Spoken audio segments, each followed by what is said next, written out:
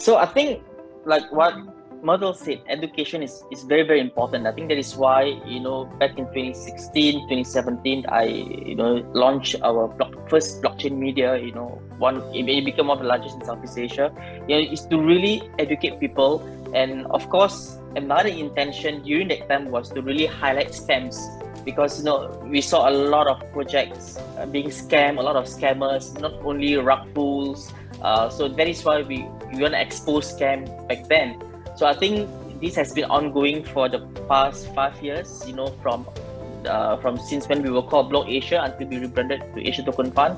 So this has always been our objective, to deliver resources, materials, so that people can, study or do their research.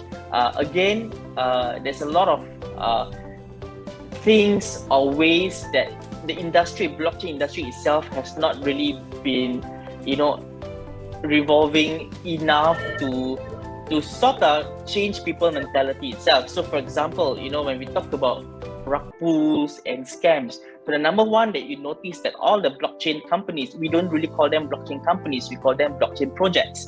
So, as a company, you're supposed to succeed, you're supposed to build. But as a project, if you can't build, the project has failed.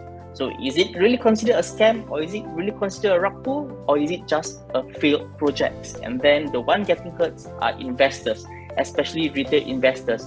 And take note that when projects or blockchain projects so-called scam or they are not successful, high chances that there will be no legal action taken against them. I mean, they are not illegal, they don't cheat, they don't lie, they don't scam. It just happens that the project are not developed.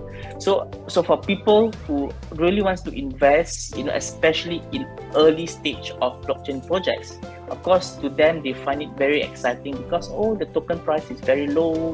When it hits the market, when it hits the exchange, it's going to times 1,000 kind of thing. So they really have to do a lot of due diligence. But of course, there are also less riskier ones, like the mainstream coins, like the Bitcoin, Ethereum. But again, the fluctuation, it's huge. Like today, you see, the entire market went down by more than 15% because of, market conditions and stuff.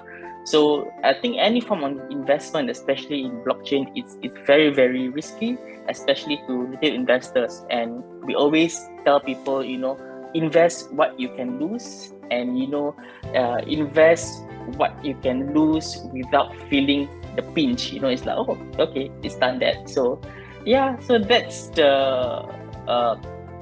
my opinion so far. And yeah,